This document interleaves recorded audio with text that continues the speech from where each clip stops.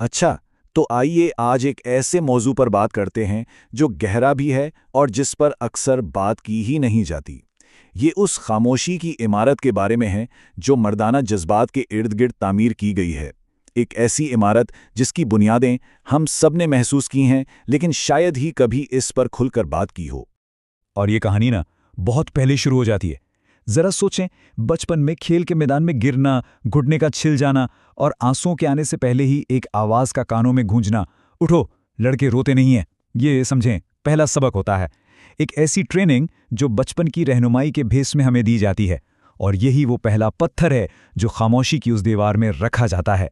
دیکھیے، یہ سب کچھ کوئی اتفاق نہیں ہے، یہ ایک باقاعدہ نظام ہے، ایک غیر تحریری قانون جو نسل در نسل چلتا آ رہا ہے اور لڑکوں کو سکھاتا ہے کہ مرد ہونے کا اصل مطلب کیا ہے۔ تو آئیے دیکھتے ہیں کہ یہ اصول آخر لکھے کیسے جاتے ہیں۔ ایک ماہر عمرانیات تھے رابرٹ برینن، جنہوں نے 1976 میں مردانگی کا ایک خاکہ، ایک بلو پرنٹ تیار کیا تھا، اور اس کے یہ 4 اصول آج بھی جانے انجانے میں بہت سے مردوں کی زندگیوں کو کنٹرول کرتے ہیں۔ پہلا اصول، کوئی زنانہ پن نہیں، مطلب ہر اس چیز سے دور رہو جو کمزور یا نسوانی سمجھی جاتی ہے۔ دوسرا، بڑا پہیا بنو، یعنی اسٹیٹس، طاقت اور عزت کماؤ۔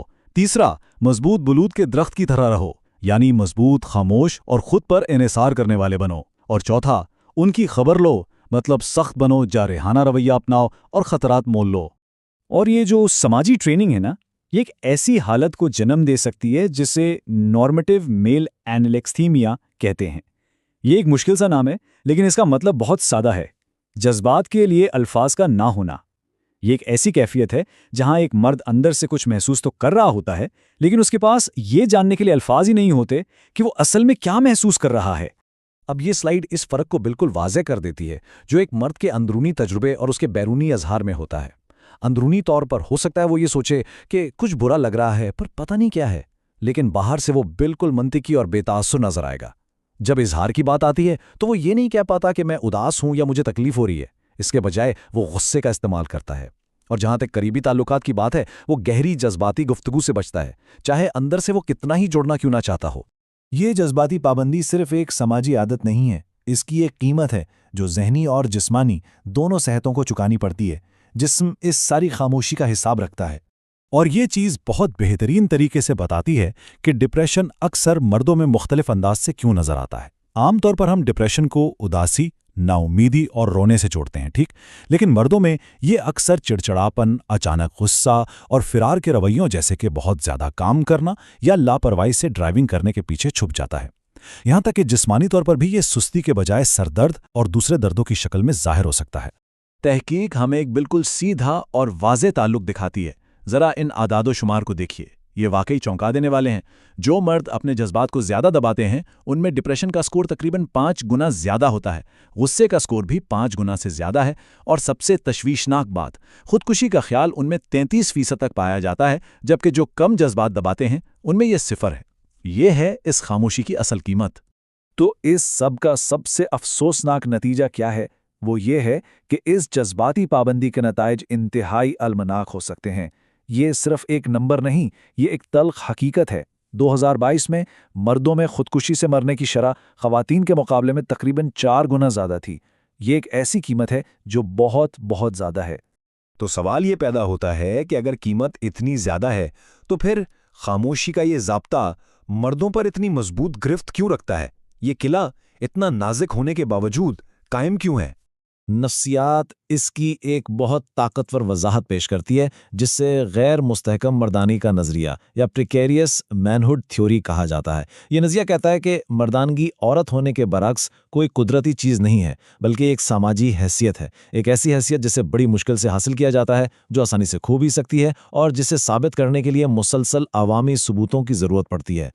اور خود کو بار بار ثابت کرنے کی یہ جو ضرورت ہے نا، یہ گہری بے چینی پیدا کرتی ہے۔ کوئی بھی ناکامی، چاہے وہ نوکری کا چھوٹنا ہو یا کمزوری کا کوئی ایک لمحہ، ایک مرد کے طور پر اپنی شناخت کے لیے خطرہ محسوس ہو سکتا ہے۔ مطلب مردانگی کمائی جاتی ہے اور اسے دوسروں کے سامنے ثابت کرنا پڑتا ہے، جبکہ عورت ہونا اکثر ایک قدرتی اور مستحکم حیثیت سمجھا جاتا ہے۔ اور ستم ظریفی دیکھیں کہ مردوں سے ہمیشہ ناقابل تسخیر ہونے کی یہ جو توقع ہے، یہ ایک حیاتیاتی جھوٹ پر مبنی ہے۔ حقیقت تو یہ ہے کہ پیدائش کے وقت سے ہی انسانی نر کئی طریقوں سے زیادہ نازک ہوتا ہے۔ जैसा कि यह हैरान कन हकीकत बताती है कि एक नौज़ायदा लड़की जिस्मानी तौर पर 4 से 6 हफ्ते के लड़के के बराबर होती है। मतलब मजबूती की हमारी तवक्कुआत शुरू से ही हकीकत के बिल्कुल खिलाफ है। तो अगर पुराना ज़ाब्ता और पुराने असूल काम नहीं कर रहे, तो फिर आगे का रास्ता क्या है? आइए देखते हैं कि ये बहस हमें मर्दानगी की एक ज़्यादा हकीकी और लचकदार शक्ल की तरफ कैसे लेकर जाती है। अब वक्त है कि ताकत की तारीफ को ही बदल दिया जाए। एक नया फ्रेमवर्क है जिसे मस्बत मर्दानगी कहा जाता है। ये तवज्जो को बैरूनी कारकर्दगी से हटाकर एक अंदरूनी सिमतनुमा पर मरकूज करता है। इसका ताल्लुक किरदार और ताल्लुकात से है, मतलब अपनी शनाख्त में हकीकी होना, दूसरों के साथ हमदर्दी से भरपूर और बामानी रिश्ते रखना, और माशरे की भलाई के लिए कुछ करने की लगन रखना। और ये जो नया विजन है ना, ये ताकत की तारीफ ही बदल देता है। ये कहता है कि ताकत जज्बात की गैर मौजूदगी का नाम नहीं, बल्कि इन जज्बात को महसूस करने की सलाहियत का नाम है, बगैर उनके काबू में आए।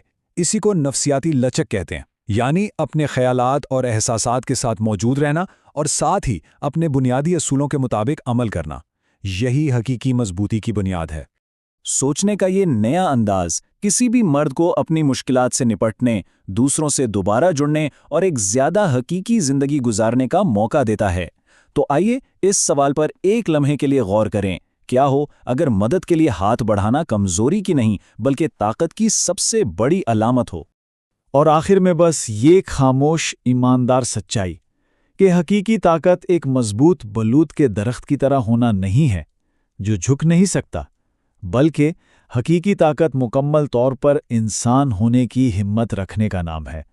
असल ताकत जज्बात की अदम मौजूदगी नहीं बल्कि महसूस करने की हिम्मत है।